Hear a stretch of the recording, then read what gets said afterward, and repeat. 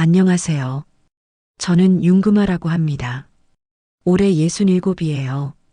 강릉 항구 끝자락에서 수산물 가공 공장을 운영하고 있습니다. 작은 공장이죠. 그래도 꾸준히 일감이 들어오고 저를 믿고 따라주는 직원들이 있어요. 그것만으로도 감사한 일입니다. 새벽 4시면 잠이 깹니다. 알람 소리 없이도 눈이 떠지는 게 몸에 밴지 오래예요. 어둠 속에서 옷을 챙겨 입고 조용히 현관문을 나섭니다. 찬 공기가 뺨을 스칩니다. 겨울 바다는 언제나 매섭죠. 항구로 가는 길은 가로등 몇 개가 전부입니다. 바람 소리와 파도 소리만 들립니다. 이 시간이면 저 말고는 아무도 없어요. 그런데 이상하게도 외롭진 않습니다. 오히려 마음이 고요해지죠. 경매장에 도착하면 벌써 몇몇 분들이 와 계십니다. 박성만 반장님도 계시죠. 70살인데도 여전히 정정하세요. 저보다 3살 많지만 오래 함께 일해온 동료이자 든든한 조언자입니다.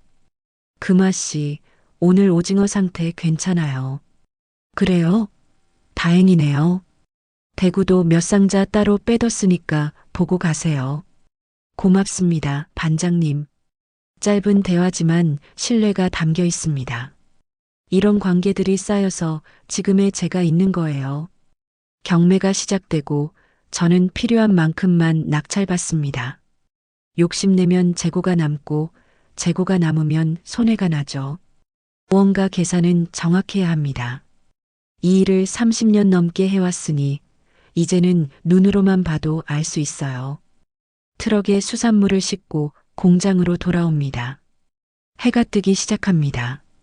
수평선 너머로 붉은 빛이 번지죠. 아침마다 보는 풍경인데도 질리지 않습니다. 공장 문을 열면 직원들이 하나둘 들어옵니다. 다들 제 또래이거나 더 나이 든 분들이에요. 젊은 사람들은 이런 일 안 하려고 하죠. 그래도 이분들은 성실합니다. 손도 빠르고요. 사장님, 오늘 물량 많아요? 적당해요. 천천히 하셔도 돼요. 알겠습니다. 오징어를 손질하고 대구를 포를 뜹니다.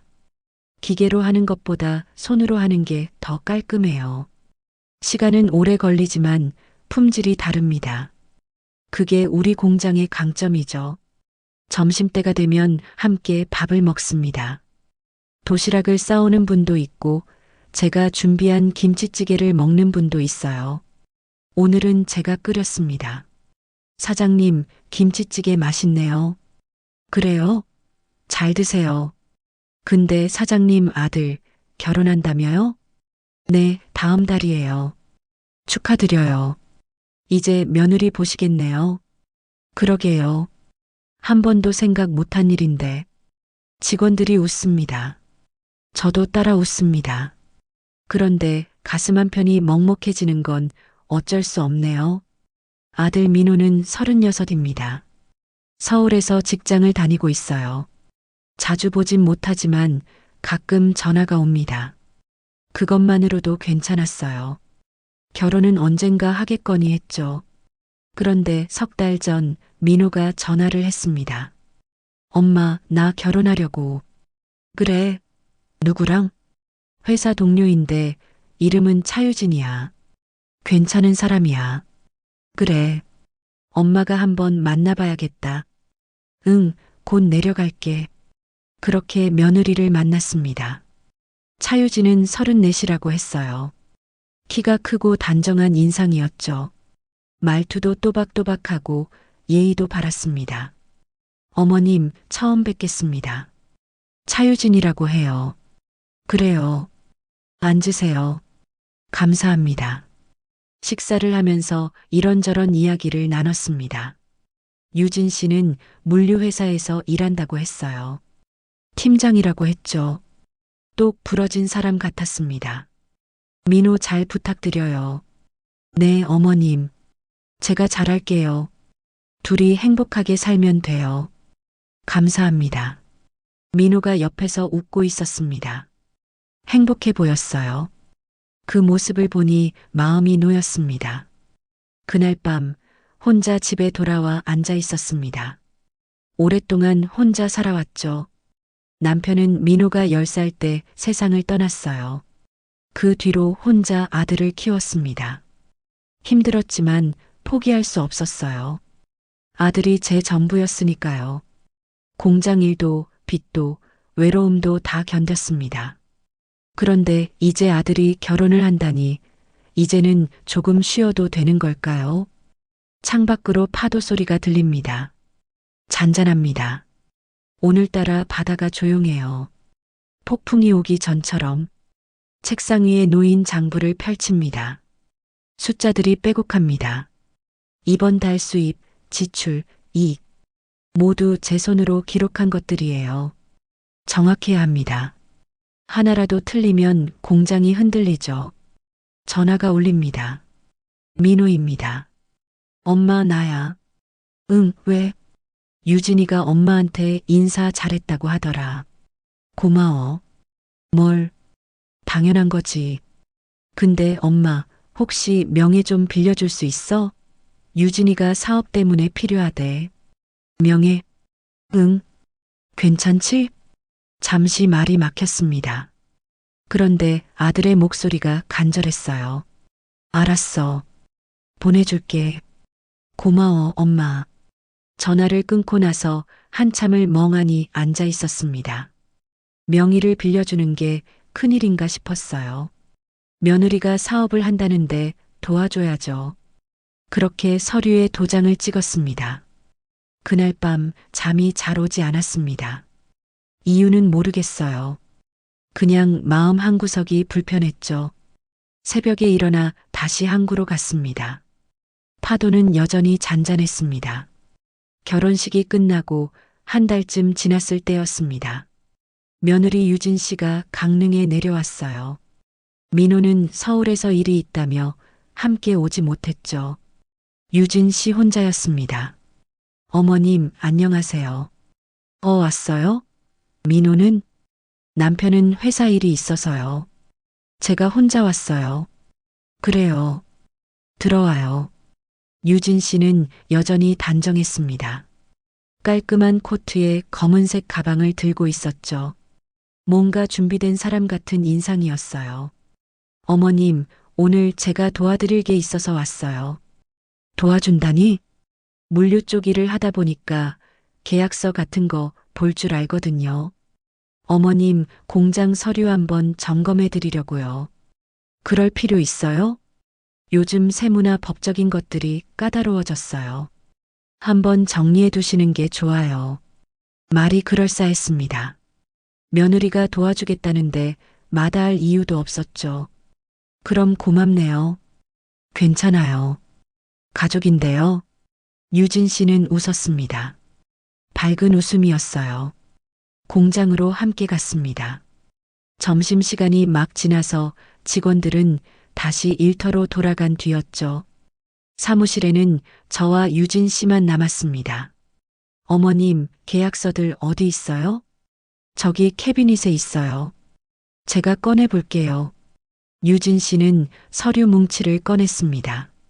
하나하나 펼쳐보더니 고개를 끄덕였어요. 이건 괜찮고요. 이것도 괜찮네요. 다 괜찮은 거 아니에요? 대부분은 그런데 좀 더 정리하면 좋을 것 같아요. 유진 씨는 노트북을 꺼냈습니다. 뭔가 타이핑을 하더니 프린터기를 가리켰어요. 어머님, 프린터 좀 써도 될까요? 그러세요. 몇 장의 종이가 나왔습니다. 유진 씨는 그걸 정리해서 제 앞에 놓았죠. 이거 한번 보세요. 제가 표준 양식으로 다시 정리한 거예요. 뭐가 달라진 건데요? 큰 건 없어요. 그냥 요즘 기준에 맞춘 거예요. 여기 사인만 해주시면 돼요. 서류를 받아들었습니다. 글씨가 빼곡했어요. 법률 용어들이 많아서 읽기가 쉽지 않았죠. 그런데 한 줄이 눈에 들어왔습니다. 이게 뭐예요? 제가 가리킨 부분은 보증인 란이었습니다. 거기에 민호의 이름이 적혀 있었어요. 아, 그거요? 연대 보증인이에요. 왜 민호 이름이 여기 있어요? 요즘은 다 그렇게 해요. 가족 명의로 하면 세무상 유리하거든요. 그래요? 네. 관행이에요. 크게 신경 쓰실 거 없어요. 유진 씨는 여전히 웃고 있었습니다. 자연스러웠어요. 그런데 왜인지 마음이 편하지 않았죠. 근데 이거 민호한테 말했어요? 물론이죠. 남편도 알고 있어요. 그래요. 서류를 다시 내려다봤습니다.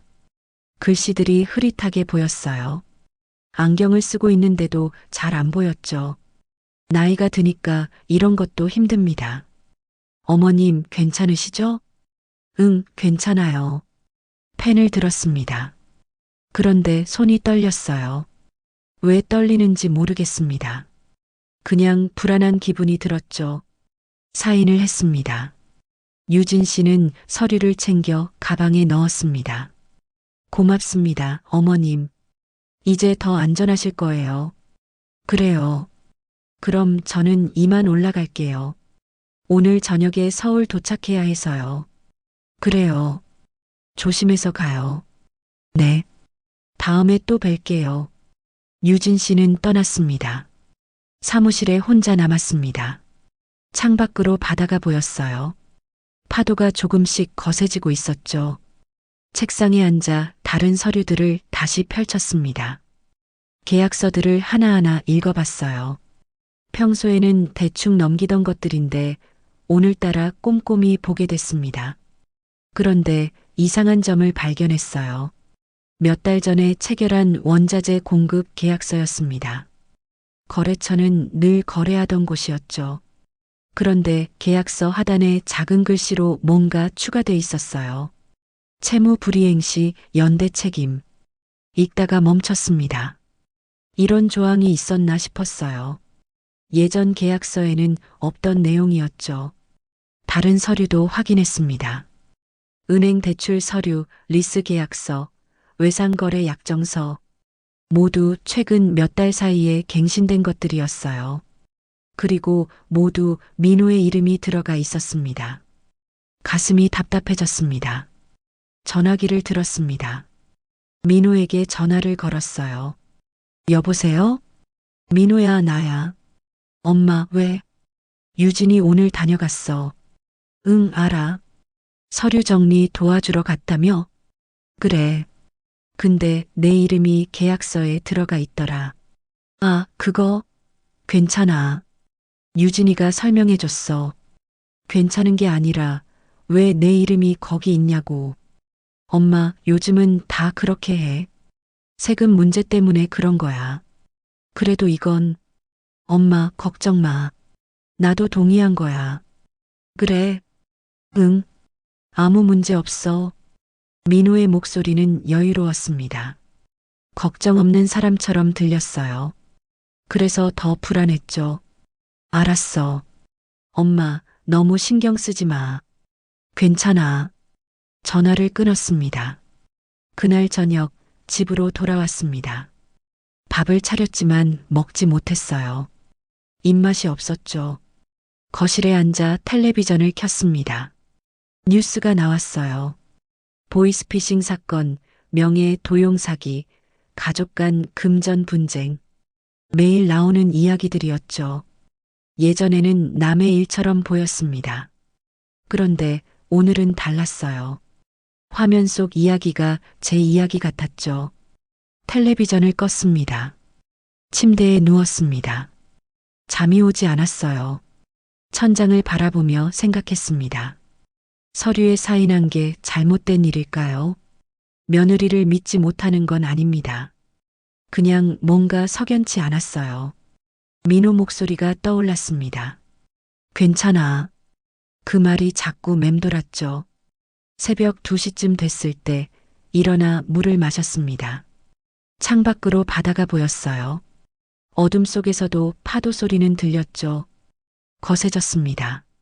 아까보다 훨씬 큰 소리였어요. 다시 누웠습니다. 눈을 감았지만 잠은 오지 않았어요. 머릿속으로 서류 내용이 계속 떠올랐습니다. 숫자들, 조항들, 민호의 이름. 모두 흩어져 있다가 다시 모였다가 반복됐죠. 새벽 4시가 됐습니다. 일어나 옷을 입었어요. 항구로 가야 했습니다. 경매 시간이 다가왔죠. 밖으로 나갔습니다. 바람이 매서웠어요. 파도는 더 거세졌습니다. 항구에 도착했습니다. 박성만 반장님이 계셨어요. 금아 씨, 오늘 안색이 안 좋은데? 괜찮아요. 뭐 걱정 있어요? 아니에요. 그냥 잠을 못 잤어요. 무리하지 마세요. 네. 경매가 시작됐습니다. 오징어 가격이 올랐어요. 대구는 품질이 좋지 않았죠. 평소 같으면 바로 판단했을 텐데 오늘은 머뭇거렸습니다. 낙찰을 받고 트럭에 실었습니다. 공장으로 돌아가는 길 핸드폰이 울렸어요. 모르는 번호였습니다. 받지 않았습니다. 다시 울렸습니다. 이번에는 받았어요. 여보세요? 윤금아 씨 맞으시죠? 네, 그런데요. 저희는 대한물류금융입니다. 혹시 시간 되실 때 연락 주실 수 있으세요? 무슨 일인데요? 계약 건으로 확인할 사항이 있어서요. 계약이요? 네. 자세한 건 직접 통화하시는 게 좋을 것 같습니다. 전화가 끊겼습니다. 손이 떨렸습니다. 핸드폰을 꽉 쥐었죠. 공장에 도착했습니다. 직원들이 기다리고 있었어요. 하지만 발이 떨어지지 않았습니다. 차 안에 앉아 한참을 있었습니다. 창밖으로 바다가 보였어요. 파도가 부서지고 있었습니다. 하얗게 부서지는 파도를 보면서 생각했죠. 이건 단순한 일이 아니라는 걸. 그 전화를 받은 다음 날부터 이상한 일들이 시작됐습니다. 먼저 거래처에서 연락이 왔어요.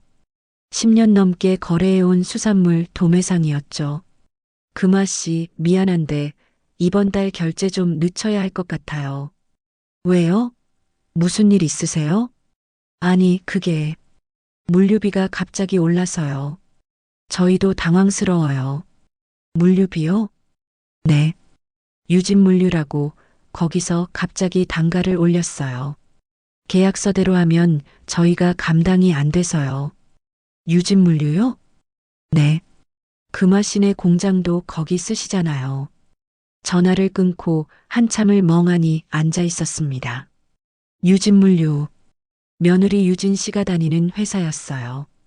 아니, 정확히는 팀장으로 있다고 했죠. 다른 거래처에도 전화를 걸었습니다. 세 곳 모두 같은 이야기를 했어요. 물류비 상승, 결제 지연, 유진물류. 손이 떨렸습니다. 공장 문을 나섰습니다. 항구 쪽으로 걸어갔어요. 바람이 거셌습니다. 파도가 방파제를 넘어올 것처럼 높았죠. 경매장으로 갔습니다. 박성만 반장님을 찾았어요. 반장님은 사무실에 계셨습니다. 반장님, 금아 씨, 무슨 일이에요? 물어볼 게 있어요. 앉으세요. 의자에 앉았습니다. 말이 쉽게 나오지 않았어요. 반장님, 유진물류라고 아세요? 반장님의 표정이 굳었습니다. 아, 거기요. 아세요? 요즘 말이 많아요. 무슨 말이요? 반장님은 잠시 망설이더니 입을 열었습니다. 금아 씨, 거기 조심하세요. 왜요? 중간에서 수수료를 이중으로 받는다는 소문이 있어요. 계약서를 복잡하게 만들어서 업체들을 묶어놓는다고 하더라고요. 그게 무슨, 정확한 건 저도 몰라요. 그냥 소문이에요. 근데 최근에 몇몇 업체가 피해를 봤다고 하더라고요. 가슴이 철렁했습니다. 반장님, 그 회사가 우리 공장 물류도 맡고 있어요. 뭐라고요? 제 며느리가 거기서 일해요. 반장님은 아무 말도 하지 못했습니다. 그저 저를 바라봤죠. 금아 씨, 계약서 확인해 보셨어요? 봤는데 잘 모르겠어요. 전문가한테 보여주세요. 빨리요. 네. 경매장을 나왔습니다. 걸음이 무거웠어요. 다리에 힘이 없었죠. 공장으로 돌아와 서류를 다시 꺼냈습니다. 유진 씨가 정리해준 계약서들이었어요. 하나하나 읽었습니다. 천천히, 꼼꼼히. 그리고 발견했습니다. 물류대행 계약서 안에 작은 글씨로 적힌 조항이었어요. 계약 기간 중 발생하는 모든 손실에 대해 계약자 및 연대보증인이 공동으로 책임을 진다. 연대보증인, 민호였습니다. 그 아래 또 다른 조항이 있었어요. 손실 발생 시 채권은 제3자에게 양도될 수 있으며 이에 대한 이의를 제기할 수 없다. 무슨 뜻인지 정확히는 몰랐습니다. 하지만 좋은 내용이 아니라는 건 알 수 있었어요. 전화기를 들었습니다. 민호에게 전화를 걸었죠. 받지 않았습니다. 다시 걸었어요. 또 받지 않았습니다. 문자를 보냈습니다. 민호야, 엄마야. 급한 일이야. 전화 좀 해줘. 답장이 없었습니다. 저녁이 됐습니다. 여전히 연락이 없었어요. 집으로 돌아왔습니다. 밥을 먹지 못했죠. 배가 고픈 게 아니라 속이 메스꺼웠어요. 소파에 앉아 핸드폰을 쥐고 있었습니다. 화면을 계속 확인했어요. 민호에게서 연락이 올까 싶어서였죠. 밤 10시가 넘어서야 전화가 왔습니다. 엄마, 민호야. 무슨 일이야?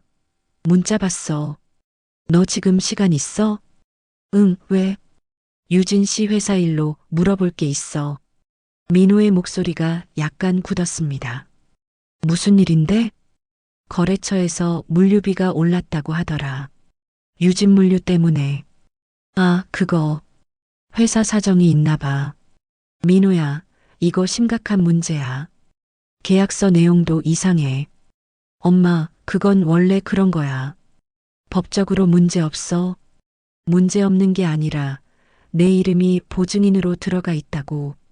알아. 내가 동의한 거야. 왜 그런 걸 동의했어? 엄마, 유진이가 필요하다고 해서 그런 거야. 부부잖아. 도와줘야지. 도와주는 게 이런 식이면 안 되는 거 아니야? 엄마, 왜 이러세요? 유진이 의심하는 거예요? 목소리에 짜증이 섞여 있었습니다. 의심이 아니라 걱정이야. 엄마는 항상 그래. 뭐든 부정적으로 봐. 민호야. 엄마, 나 바빠. 나중에 얘기해요. 전화가 끊겼습니다. 핸드폰을 내려놓았습니다. 손이 떨렸어요. 아들이 저렇게 말한 건 처음이었죠. 밤새 잠을 이루지 못했습니다. 다음 날 아침 또 전화가 왔어요. 이번에는 은행이었습니다. 윤금아 고객님, 대출 연체가 발생했습니다. 연체요? 저 대출 없는데요. 확인해 보니 유진물류 명의로 연대보증 계약이 체결돼 있습니다. 그게 무슨, 채무 금액은 3천만 원이며 현재 2개월 연체 상태입니다. 제가 왜 그걸 갚아야 하는데요? 연대보증인으로 등록돼 계십니다. 계약서 확인하시기 바랍니다. 전화가 끊겼습니다. 주저앉고 싶었습니다. 다리에 힘이 빠졌어요. 하지만 앉을 수 없었죠. 직원들이 기다리고 있었으니까요. 공장으로 갔습니다. 일을 시작했어요. 오징어를 손질하고 대구를 포를 떴습니다. 손은 움직였지만 머리는 텅 비어 있었죠. 점심시간에 직원 한 분이 물었습니다. 사장님, 괜찮으세요? 안색이 안 좋으신데. 괜찮아요. 무슨 일 있으세요? 아니에요. 그냥 좀 피곤해서요. 거짓말이었습니다. 괜찮지 않았어요. 무슨 일이 있었죠? 하지만 말할 수 없었습니다. 오후에 박성만 반장님이 공장으로 오셨습니다. 금아 씨, 잠깐 나와봐요. 밖으로 나갔습니다. 반장님의 표정이 어두웠어요. 금아 씨, 소문 들었어요. 무슨 소문이요? 유진물류가 부도 직전이래요. 여러 업체한테 빚을 지고 있대요. 그게 정말이에요? 확실한 건 아니에요. 그런데 항구 쪽에서 다들 그렇게 말해요. 그럼 저는 어떻게 되는 거예요? 금아 씨가 보증을 섰으면 책임을 져야 할 수도 있어요. 얼마나요? 그건 계약 내용에 따라 다르죠. 근데 금아 씨, 변호사 만나보세요. 빨리요. 네. 반장님이 돌아가고 저는 그 자리에 서 있었습니다. 바람이 불었어요. 차가웠습니다. 온몸이 얼어붙는 것 같았죠. 저녁 무렵 유진 씨에게 전화를 걸었습니다. 받지 않았습니다. 다시 걸었어요. 또 받지 않았습니다. 민호에게도 전화를 걸었습니다. 역시 받지 않았습니다. 문자를 보냈습니다. 민호야, 엄마야. 제발 전화 좀 해줘. 큰일 났어. 답장이 없었습니다. 밤이 깊어졌습니다. 집으로 돌아왔어요. 불을 켜지 않았습니다. 어둠 속에 앉아 있었죠. 창밖으로 바다가 보였습니다. 파도 소리가 들렸어요. 거칠고 무서운 소리였습니다. 핸드폰을 쥐고 있었습니다. 화면은 꺼져 있었어요. 아무도 연락하지 않았죠. 처음으로 느꼈습니다. 혼자라는 걸, 아무도 제 편이 아니라는 걸, 그리고 이 모든 게 제 잘못이라는 걸. 소파에 몸을 기댔습니다. 눈물이 나올 것 같았어요. 하지만 나오지 않았습니다. 그저 텅 빈 마음만 남았죠. 어둠 속에서 혼자 앉아 있었습니다. 밖에서는 바람이 울었습니다. 은행 문을 열고 들어갔습니다. 오전 10시였어요. 창구 직원들이 바쁘게 움직이고 있었죠. 손님들도 많았습니다. 번호표를 뽑고 기다렸어요. 의자에 앉았지만 몸을 제대로 가눌 수 없었습니다. 등받이의 기대도 편하지 않았죠. 17번 고객님, 일어났습니다. 창구로 걸어갔어요. 다리가 떨렸습니다. 어서 오세요. 무엇을 도와드릴까요? 젊은 여직원이었습니다. 20대 후반쯤 돼 보였어요. 밝게 웃고 있었죠. 연체 통지를 받았는데요. 성함이 어떻게 되세요? 윤금아입니다. 직원이 컴퓨터를 두드렸습니다. 화면을 보더니 표정이 굳었어요. 잠시만요. 담당자를 모셔올게요. 자리를 비웠습니다. 잠시 후 중년 남자 직원이 나왔어요. 과장이라는 명찰을 달고 있었습니다. 고객님, 이쪽으로 오시겠어요? 상담실로 안내받았습니다. 작은 방이었어요. 책상 하나와 의자 2개가 전부였죠. 앉으세요. 네. 과장은 서류 뭉치를 꺼냈습니다. 윤금아 고객님, 현재 연체 금액이 3,200만 원입니다. 제가 대출 받은 적 없는데요. 직접 대출을 받으신 건 아닙니다. 연대보증인으로 등록돼 계십니다. 그게 무슨 뜻이에요? 채무자가 갚지 못하면 고객님이 대신 갚으셔야 합니다. 저는 그런 거 모르는데요. 과장은 서류를 제 앞으로 밀었습니다. 여기 서명하셨죠? 서류를 받습니다. 제 도장이 찍혀 있었어요. 유진 씨가 가져온 서류였습니다. 이건 법적으로 유효한 계약입니다. 고객님이 책임지셔야 해요. 책임이요? 네. 고객님과 아드님께서 공동 책임자입니다. 가슴이 답답했습니다. 그럼 제가 3천만 원을 갚아야 한다는 거예요? 정확히는 3,200만 원입니다. 이자와 연체료 포함입니다. 언제까지요?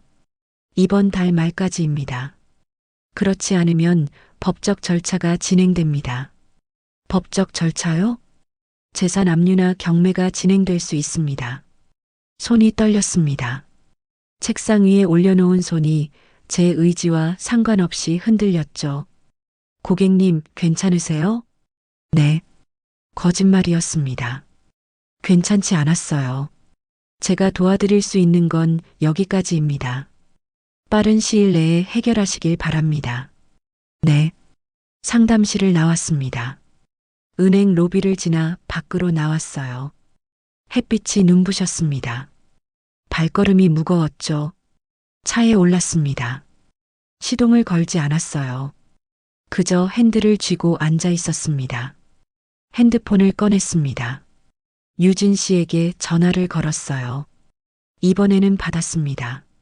어머님, 유진 씨, 무슨 일이세요? 은행에서 연락 왔어요. 3천만 원 연체됐다고. 아, 그거요. 목소리가 침착했습니다. 놀라지도 않았어요. 그게 무슨 일이에요?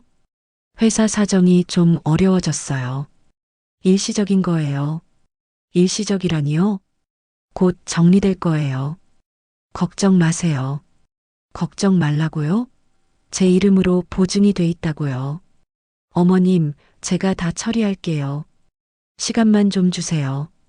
얼마나요? 한 달이면 돼요. 한 달 안에 안 되면요? 될 거예요. 제가 알아서 할게요.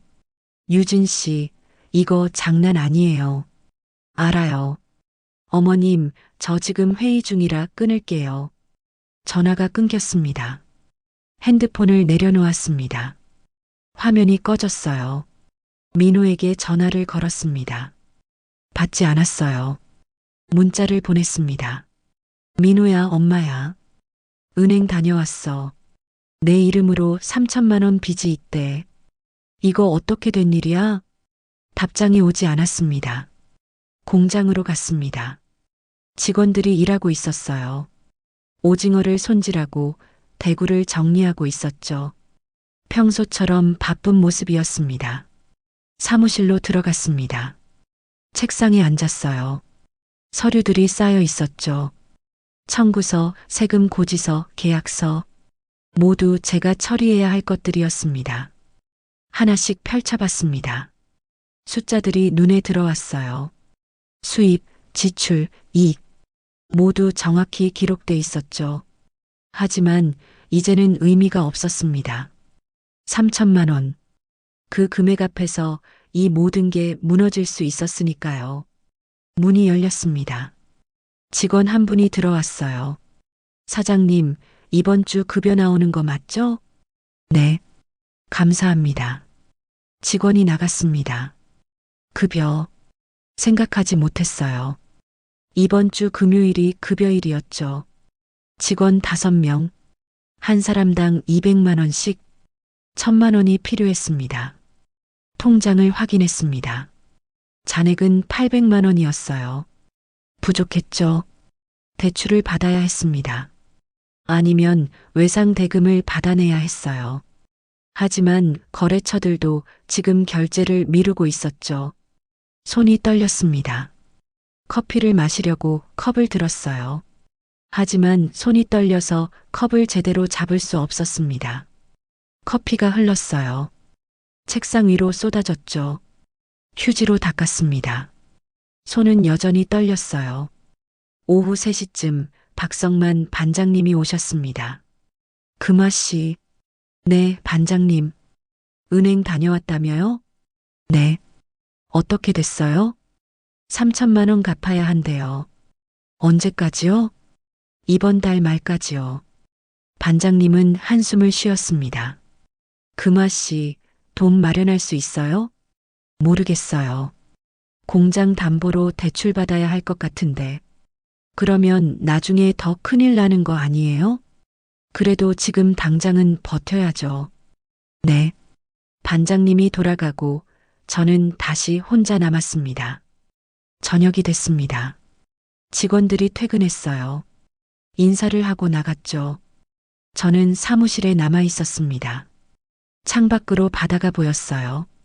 어두워지고 있었습니다. 파도 소리가 들렸죠.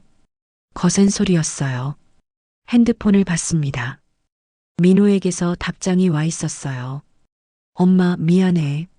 나도 어떻게 할 수가 없어. 유진이가 알아서 한다고 했어. 그게 전부였습니다. 핸드폰을 던지고 싶었습니다. 하지만 그럴 수 없었어요. 그냥 책상 위에 내려놓았죠. 눈물이 나올 것 같았습니다. 하지만 참았어요. 울면 안 됐습니다. 울면 정말 끝이었으니까요. 일어났습니다. 공장 안을 걸었어요. 기계들, 작업대, 냉동고, 모두 제 손으로 마련한 것들이었죠. 30년이 넘는 시간이었습니다. 새벽마다 일어나고 밤늦게까지 일하고 쉬는 날 없이 버텼어요. 혼자서요. 이 모든 게 사라질 수도 있었습니다. 작업대에 손을 짚었습니다. 차가웠어요. 온몸이 떨렸죠. 그때 깨달았습니다. 이건 제 잘못이 아니라는 걸, 저는 속았다는 걸, 며느리가, 아들이 모두 저를 이용했다는 걸, 분노가 치솟았습니다. 가슴 속에서 뜨거운 무언가가 끓어올랐어요. 주먹을 쥐었습니다. 손톱이 손바닥을 파고들었죠. 하지만 동시에 무력감도 느꼈습니다. 제가 뭘 할 수 있을까요? 67살의 늙은 여자가 뭘 할 수 있을까요? 작업대에서 손을 떼고 바닥에 주저앉았습니다. 어둠 속에 앉아 있었어요. 공장은 조용했습니다. 기계 소리도 사람 소리도 없었죠. 파도 소리만 들렸습니다. 얼마나 앉아 있었는지 모릅니다. 그러다 천천히 일어났습니다. 무릎이 아팠어요. 다리가 저렸죠. 하지만 일어섰습니다. 창문으로 걸어갔습니다. 바다를 봤어요. 어둠 속에서도 파도는 움직이고 있었죠. 멈추지 않았습니다. 아무리 거세도 아무리 힘들어도 파도는 계속 밀려왔어요. 저도 그래야 했습니다. 다시 일어서야 했어요. 무너지면 안 됐습니다. 거울을 봤습니다. 사무실 벽에 걸린 작은 거울이었어요. 제 얼굴이 보였죠. 주름진 얼굴, 흰머리, 지친 눈. 늙은 여자의 얼굴이었습니다. 하지만 그 눈빛이 달라졌어요. 더 이상 두려움이 아니었습니다. 이제는 결심이었습니다. 싸우겠다는 결심이었죠. 그날 밤 집으로 돌아와 책상 앞에 앉았습니다. 서랍을 열었어요. 오래된 장부들이 들어 있었죠. 10년 전, 20년 전 것들까지 모두 보관하고 있었습니다. 남편이 살아있을 때 배운 습관이었어요. 금화야, 장부는 거짓말을 안 해. 사람은 거짓말을 해도 숫자는 정직하거든. 남편의 목소리가 들리는 것 같았습니다. 가장 최근 장부를 꺼냈습니다. 지난 6개월치 거래 내역이 적혀 있었어요. 수입, 지출, 거래처별 금액. 모두 제 손으로 기록한 것들이었죠. 하나하나 읽어 내려갔습니다. 3월, 물류비월 200만 원. 4월, 물류비월 200만 원. 5월, 물류비월 250만 원. 6월, 물류비월 350만 원. 7월, 물류비월 500만 원. 8월, 물류비월 600만 원. 숫자가 눈에 들어왔습니다. 5월부터 급격히 올랐어요. 정확히 유진 씨가 서류를 정리해 준 시점이었죠. 달력을 펼쳤습니다. 5월 15일, 유진 씨가 강릉에 내려온 날이었어요. 그날 서류에 도장을 찍었죠. 핸드폰을 꺼냈습니다. 통화 기록을 확인했어요. 유진 씨와의 통화 내역이었죠. 5월 14일, 통화 3분, 5월 15일, 통화 5분, 5월 20일, 통화 2분, 6월 3일, 통화 4분, 모두 짧은 통화였습니다. 그리고 모두 물류비가 오르기 직전이었어요. 가슴이 철렁했습니다. 거래처 명단을 꺼냈습니다. 6개 업체와 거래하고 있었어요. 모두 10년 넘게 함께한 곳들이었죠. 각 업체에 전화를 걸어 확인했던 내용을 메모지에 적었습니다. 물류비 상승 마이너스 모든 업체 동일. 유진물류 마이너스 모든 업체 동일. 5월부터 마이너스 모든 업체 동일. 우연이 아니었습니다. 책상 서랍 깊은 곳에서 봉투 하나를 꺼냈어요. 유진 씨가 준 명함이 들어 있었죠. 차유진, 유진물류 팀장. 뒷면에 회사 주소가 적혀 있었습니다. 서울 구로구였어요. 인터넷으로 검색했습니다. 유진물류. 설립 1년 된 스타트업이었죠. 직원 수 5명. 자본금 5천만 원. 작은 회사였습니다. 이렇게 작은 회사가 항구 전체 물류를 담당할 수 있을까요? 의문이 들었습니다. 다음 날 아침 박성만 반장님을 찾아갔습니다. 반장님, 부탁이 있어요. 뭔데요? 유진물류 채권 구조 좀 알아봐 주실 수 있어요? 금아 씨, 그거 쉽지 않은데. 부탁드려요. 저 혼자는 못해요. 반장님은 잠시 망설이더니 고개를 끄덕였습니다. 알았어요. 아는 사람한테 물어볼게요. 감사합니다. 이틀 뒤 반장님에게서 연락이 왔어요. 금아 씨 맞나요? 경매장 사무실에서 만났습니다. 반장님은 서류 몇 장을 꺼냈어요. 이거 봐요. 서류를 받아들었습니다. 복잡한 도표였어요. 화살표와 숫자들이 얽혀 있었죠. 이게 뭐예요? 유진물류 채권 구조예요.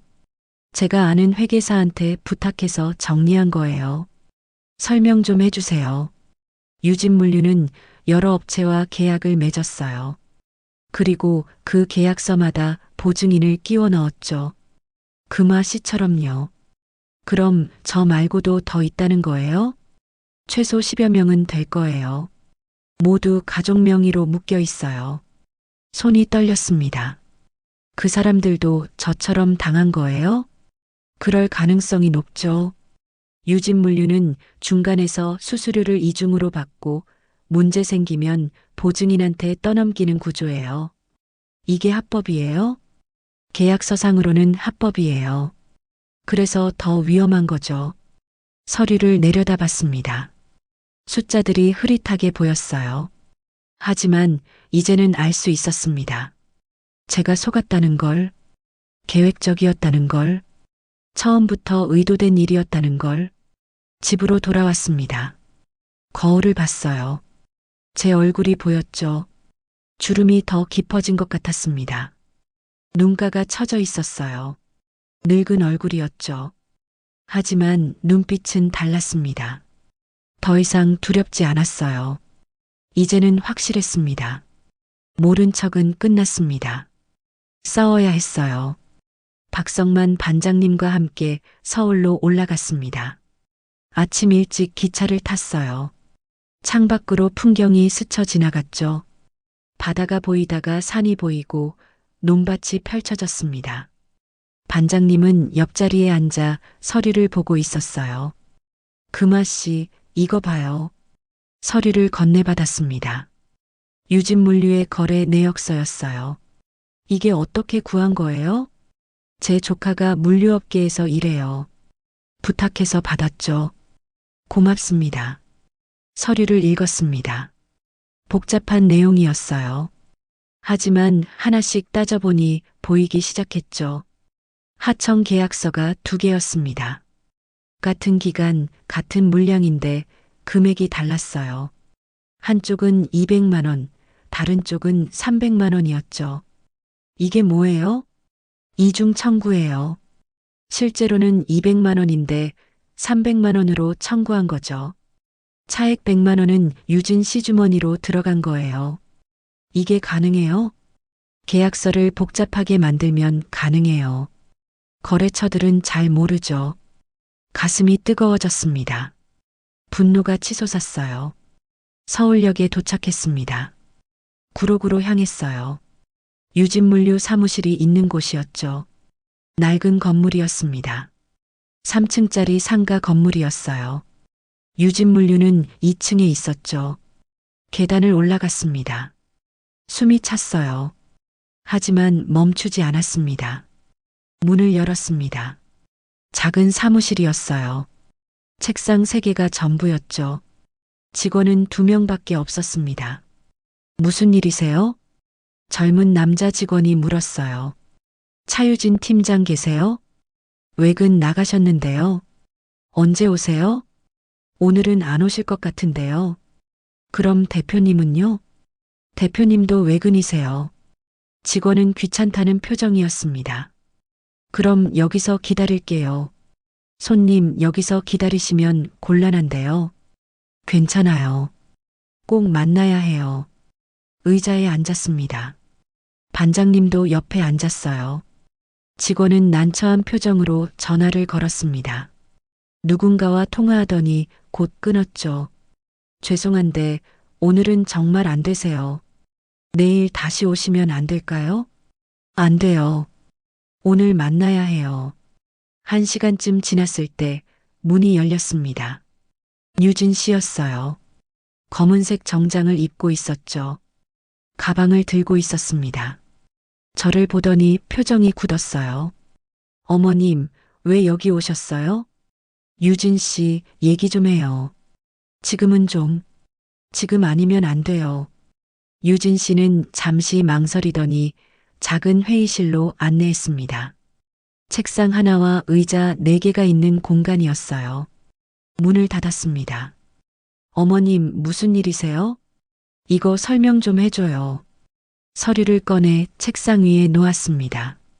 이중 청구 계약서였어요. 유진 씨는 서류를 보더니 얼굴이 하얘졌습니다. 이게 어디서 나온 거예요? 그건 중요하지 않아요. 설명해줘요. 어머님, 이건 오해예요. 오해가 아니에요. 똑같은 물량인데 금액이 다르잖아요. 그건 회사 사정이 아니라 사기잖아요. 유진 씨는 입을 다물었습니다. 그리고 이것도 설명해줘요. 또 다른 서류를 꺼냈습니다. 유진 씨 명의로 된 신용카드 대출 내역이었어요. 5천만 원이었죠. 이건 어디서? 당신 개인 빚을 회사 명의로 돌렸죠. 그리고 저희한테 책임을 떠넘긴 거예요. 어머님, 그게 아니라. 그럼 뭐예요? 설명해봐요. 유진 씨는 고개를 숙였습니다. 말이 없었어요. 결혼도 계획이었죠. 민호를 이용한 거죠. 아니에요. 아니긴 뭐가 아니에요. 보증인 만들려고 결혼한 거잖아요. 유진 씨가 고개를 들었습니다. 눈이 붉어져 있었어요. 어머님, 저도 어쩔 수 없었어요. 빚이 너무 많아서. 그래서 남의 가족을 망치는 거예요? 죄송해요. 죄송하다고 끝나는 게 아니에요. 3천만 원 어떻게 할 거예요? 시간을 주시면. 시간 없어요. 이번 주 안에 해결 안 되면 고소할 거예요. 유진 씨는 아무 말도 하지 못했습니다. 회의실을 나왔습니다. 반장님이 기다리고 있었어요. 어떻게 됐어요? 인정했어요. 다행이네요.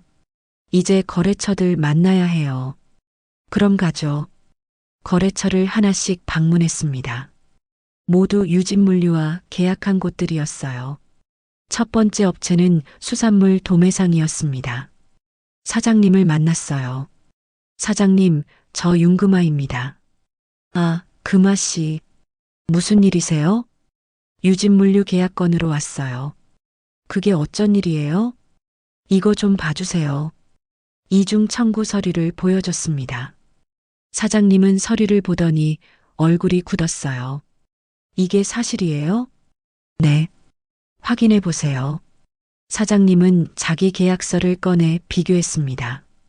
금액이 달랐어요. 이런, 우리도 당한 거네요. 계약 해지하세요.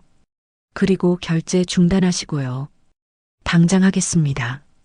두 번째, 세 번째 업체도 같은 반응이었습니다. 모두 계약 해지를 결정했어요. 저녁 무렵 6개 업체를 모두 방문했습니다. 모두 결제를 중단하기로 했죠. 유진물류의 자금줄이 끊긴 것입니다. 반장님과 함께 식당에 들어갔습니다. 저녁을 먹었어요. 입맛은 없었지만 먹어야 했죠. 금아 씨 잘하셨어요. 아직 끝난 게 아니에요. 그래도 큰 고비는 넘겼어요. 고맙습니다, 반장님. 반장님 아니었으면 못했을 거예요. 아니에요. 금아 씨가 해낸 거예요. 강릉으로 돌아오는 기차 안에서 핸드폰을 확인했습니다. 유진 씨에게서 문자가 와 있었어요. 어머님, 정말 죄송합니다. 제가 모든 걸 정리하겠습니다. 답장하지 않았습니다. 민호에게서도 전화가 왔었어요. 5통이나 걸려 있었죠. 받지 않았습니다. 창밖을 봤습니다. 어둠이 내리고 있었어요. 불빛들이 하나씩 켜지고 있었죠. 반장님은 옆자리에서 잠들어 있었습니다. 고단한 하루였으니까요. 저는 잠들 수 없었습니다. 머릿속이 복잡했어요. 오늘 있었던 일들이 계속 떠올랐죠. 유진 씨의 창백한 얼굴, 떨리는 목소리, 고개 숙인 모습, 무너지는 사람의 모습이었습니다. 하지만 동정심은 들지 않았어요. 그 사람은 저를 이용했습니다. 제 가족을 망치려 했어요. 용서할 수 없었습니다. 기차가 강릉역에 도착했습니다. 밤 11시였어요. 반장님을 배웅하고 집으로 돌아왔습니다. 불을 켰습니다. 조용한 집이었어요. 혼자였죠. 창밖으로 바다가 보였습니다. 파도 소리가 들렸어요. 여전히 거셌습니다. 하지만 이제는 두렵지 않았습니다. 싸울 준비가 돼 있었으니까요. 월요일 아침 변호사 사무실로 향했습니다. 박성만 반장님이 소개해준 분이었어요. 40대 초반의 여성 변호사였죠. 김민정 변호사라고 했습니다. 윤금아 고객님이시죠? 네. 앉으세요. 자료 가져오셨어요? 여기 있어요. 가방에서 서류 뭉치를 꺼냈습니다. 계약서, 장부, 통화 기록, 이중 청구 증거, 모두 정리해온 것들이었어요. 김 변호사는 하나하나 검토했습니다. 표정이 진지했어요. 한참을 보더니 고개를 끄덕였죠. 증거는 충분합니다. 정말요? 네. 이건 명백한 사기예요. 계약서 자체에 문제가 많고요. 그럼 어떻게 되는 거예요? 계약 무효 소송을 진행할 수 있어요. 보증 해제도 가능하고요. 시간이 얼마나 걸려요? 빠르면 2~3달, 길면 6개월 정도요. 그동안 빚은요? 일단 가압류 신청을 할 거예요.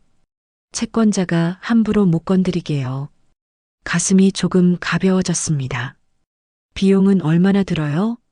착수금 500만 원입니다. 승소하면 성공 보수가 추가돼요. 알겠습니다. 고객님 힘드셨죠? 김 변호사가 물었어요. 따뜻한 목소리였죠. 네. 잘 오셨어요. 제가 도와드릴게요. 감사합니다. 사무실을 나왔습니다. 반장님이 밖에서 기다리고 있었어요. 어떻게 됐어요? 할 수 있대요. 다행이네요. 반장님 정말 고맙습니다. 별 말씀을요. 이제 한숨 돌리세요.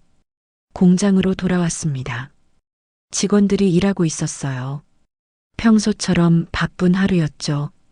사무실에 앉아 장부를 펼쳤습니다. 이번 달 수입을 확인했어요. 지출을 빼고 나니 여유가 조금 있었습니다. 변호사 비용을 낼 수 있었어요. 저녁 무렵 핸드폰이 울렸습니다. 민호였어요. 받았습니다. 엄마. 응. 나 지금 강릉 가도 돼? 왜? 엄마 만나야 할 것 같아서. 그래 와. 오늘 밤에 도착할게. 전화를 끊었습니다. 집으로 돌아와 저녁을 준비했어요. 민호가 좋아하는 김치찌개를 끓였죠. 밥도 했습니다. 밤 9시쯤 문이 열렸습니다. 민호였어요. 야윈 얼굴이었습니다. 눈가에 다크서클이 있었어요. 며칠 제대로 자지 못한 것 같았죠. 엄마, 왔어. 들어와. 민호는 신발을 벗고 들어왔습니다. 소파에 앉았어요. 고개를 숙이고 있었죠. 밥 먹었어? 아니. 그럼 먹어. 김치찌개 끓였어. 엄마, 나 먹을 수가 없어. 먹어야지. 배고프잖아. 엄마. 민호의 목소리가 떨렸습니다. 식탁에 앉았습니다. 저는 밥을 푸고 찌개를 담았어요. 민호 앞에 놓았죠. 민호는 한참을 그대로 있다가 숟가락을 들었습니다. 천천히 먹기 시작했어요. 저도 마주 앉았습니다. 먹지는 않았어요. 그저 민호를 바라봤죠. 엄마, 미안해. 알아. 나 정말 몰랐어. 유진이가 이럴 줄. 그래. 나도 속은 거야. 유진이가 사업 때문에 힘들다고 해서 도와준 건데. 민호야. 응? 내 잘못도 있어. 민호가 고개를 들었습니다. 엄마를 믿지 않았잖아. 엄마가 걱정된다고 했을 때 무시했잖아. 그건 유진이만 믿었지. 엄마 말은 안 들었어. 민호는 아무 말도 하지 못했습니다. 그래도 엄마는 이해해. 내가 사랑했으니까. 엄마. 근데 이제는 내가 결정해야 해. 뭐려? 유진이랑 어떻게 할 건지. 민호는 숟가락을 내려놓았습니다. 한참을 가만히 있었어요. 엄마, 나 이혼하려고. 그래. 응. 더 이상은 못 살겠어. 믿을 수가 없어. 힘들겠다. 근데 엄마는요? 엄마는 괜찮으세요? 나는 괜찮아. 정말요? 응. 엄마는 이제 해결할 수 있어. 서류 가방을 열었습니다. 변호사에게 받은 서류를 꺼냈어요. 이거 봐. 민호는 서류를 받아 읽었습니다. 점점 표정이 밝아졌어요. 엄마, 이거 계약 무효 가능하다는 거예요? 응. 변호사가 그러더라. 그럼 빚도 안 갚아도 돼요? 보증인 책임은 없어질 거야. 시간 좀 걸리겠지만 민호의 눈에 눈물이 고였습니다. 엄마 미안해요. 정말 미안해요. 알아. 엄마 혼자 다 하셨네요. 아니야. 박 반장님이 도와주셨어. 그래도 엄마가 대단하세요. 대단한 게 아니라 해야 했던 거야. 민호는 고개를 숙였습니다. 어깨가 떨렸어요. 울고 있었죠. 저는 일어나 민호 옆으로 갔습니다. 등을 토닥여줬어요. 아들이 작아 보였습니다. 어렸을 때처럼요. 괜찮아. 다 지나갈 거야. 엄마, 이제 다시 시작하면 돼. 네. 민호는 한참을 울었습니다. 저는 곁에 있었어요. 아무 말 없이요. 밤이 깊어졌습니다. 민호는 예전 방에서 잤어요. 저는 거실에 앉아 있었죠. 핸드폰을 봤습니다. 유진 씨에게서 문자가 와 있었어요. 어머님, 정말 죄송합니다. 제가 너무 큰 잘못을 저질렀습니다. 모든 걸 정리하겠습니다. 민호와도 정리하겠습니다. 답장하지 않았습니다. 다음 날 아침 민호와 함께 아침을 먹었습니다. 엄마, 나 오늘 서울 올라가야 해. 그래. 회사 일도 있고 유진이랑도 얘기해야 하고. 조심해서 가. 네. 엄마, 자주 올게요. 그래.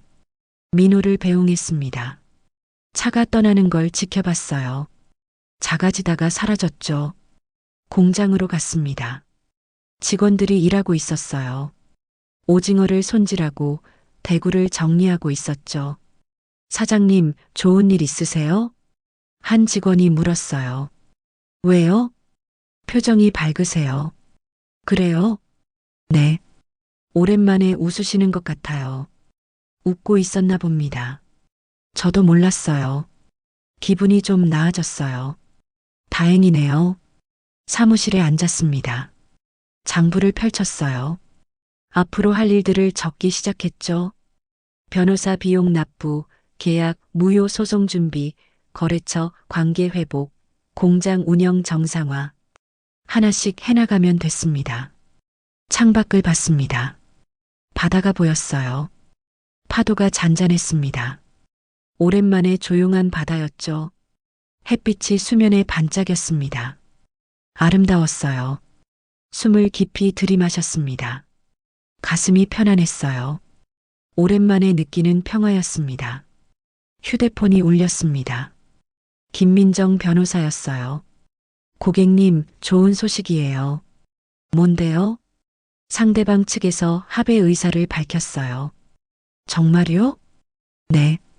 계약 무효를 인정하고 보증 해제에 동의한대요.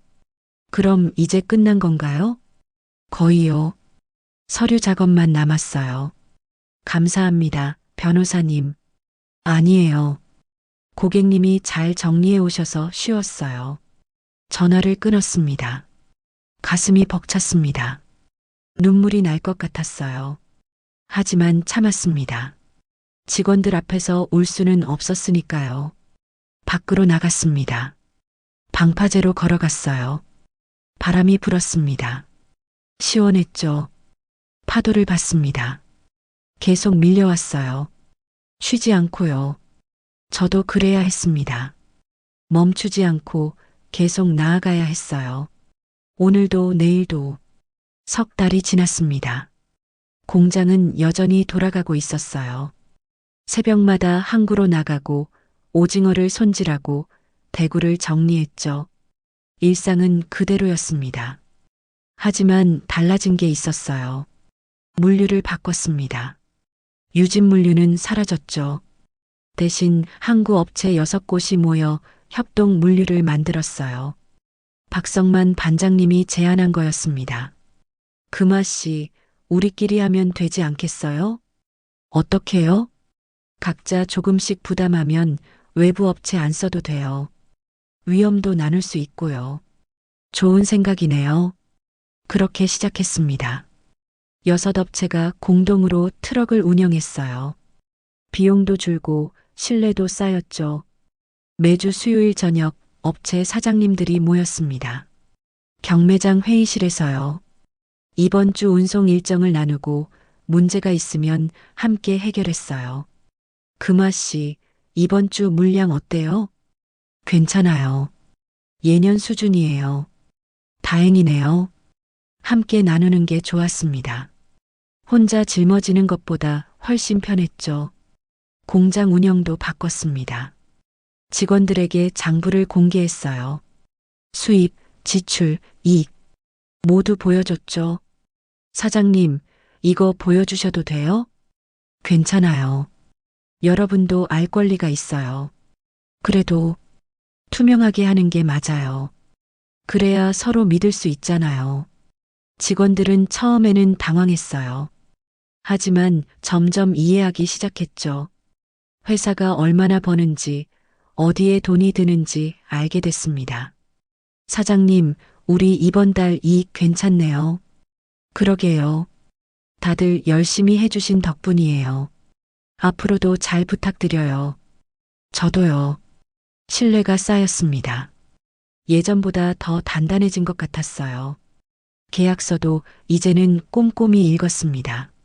모르는 건 물어봤어요. 변호사에게, 반장님에게, 회계사에게.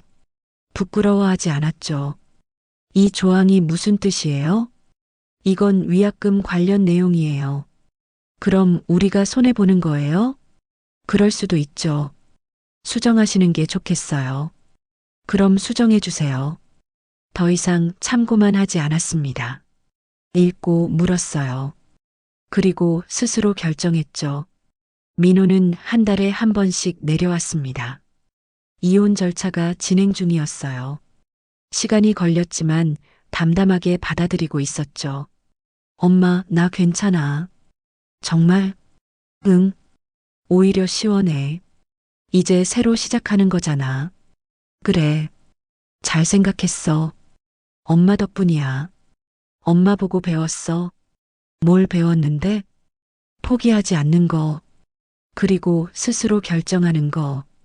민호는 달라졌습니다. 더 신중해졌어요. 말도 적어졌죠. 하지만 눈빛은 더 단단했습니다. 민호야, 힘들면 언제든 엄마한테 와. 응, 알아. 엄마는 항상 내 편이야. 고마워, 엄마.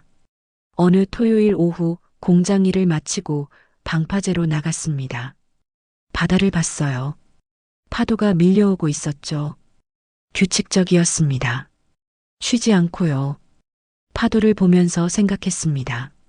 지난 시간들이 떠올랐어요. 힘들었던 순간들, 무너지고 싶었던 순간들, 혼자라고 느꼈던 순간들. 그런데 이겨냈습니다. 혼자가 아니었어요. 반장님이 있었고, 변호사님이 있었고, 직원들이 있었죠. 그리고 무엇보다 제 자신이 있었습니다. 눈물이 났습니다. 이번에는 참지 않았어요. 그냥 흘려보냈죠. 바람이 눈물을 말려줬습니다.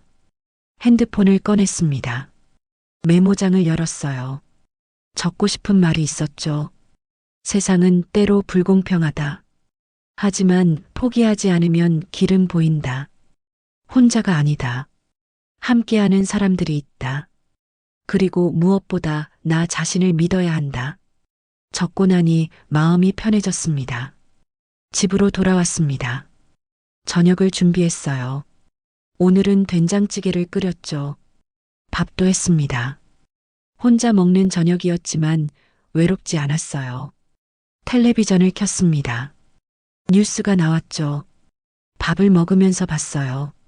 세상에는 여전히 많은 일들이 일어나고 있었습니다. 좋은 일도 나쁜 일도요.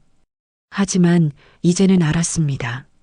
중요한 건 어떻게 받아들이고 어떻게 대응하느냐였어요.